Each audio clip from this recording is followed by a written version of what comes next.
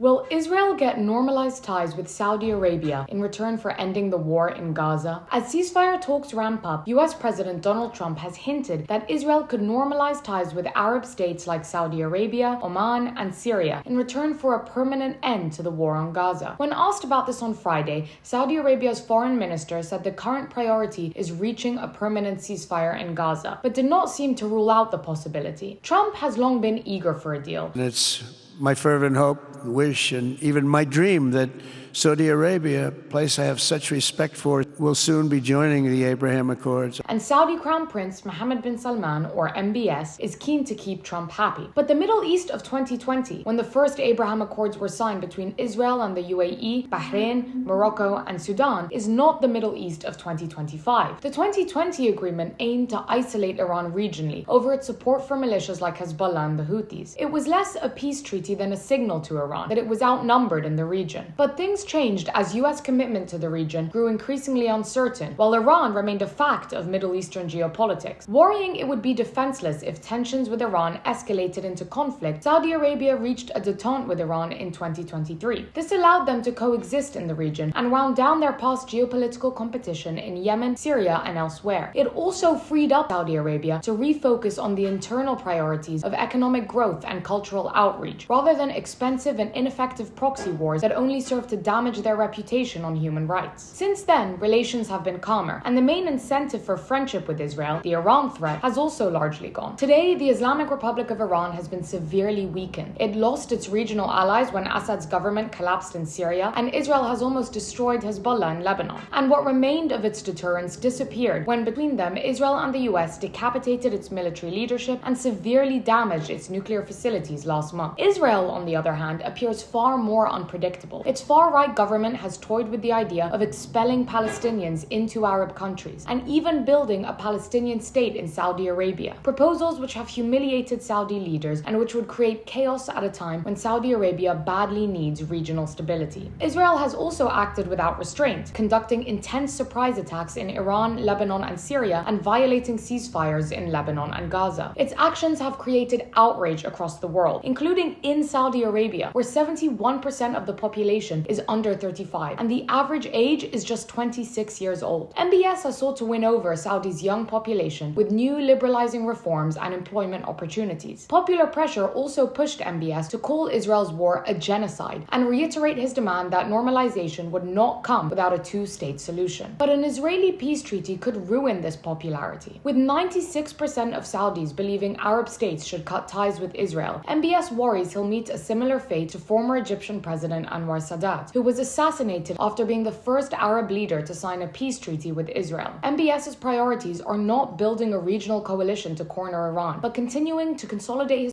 at home and his status in the region. By hosting Russia-Ukraine talks and Trump's meeting with Syrian leader Ahmed al-Shara earlier this year, Saudi has aimed to cement its position as a key diplomatic player and force for stability, turning the page on its past actions, such as the brutal intervention in Yemen and embargo on Qatar. To keep up that image, MBS needs to maintain the support of Saudi youth and be seen as an advocate of the Palestinian cause. That's why Saudi accepting a normalization deal is conditional on a permanent end to the war and a serious day-after plan in Gaza, something that Israel is still struggling to provide. As usual, the question seems to come back to one man. Can Trump promise Saudi Arabia enough defense guarantees and push a hard enough line with Israel to finalize a deal without making it too politically costly? Or will normalization just seem like too much of a political risk for Saudi Arabia's young and ambitious leader to take?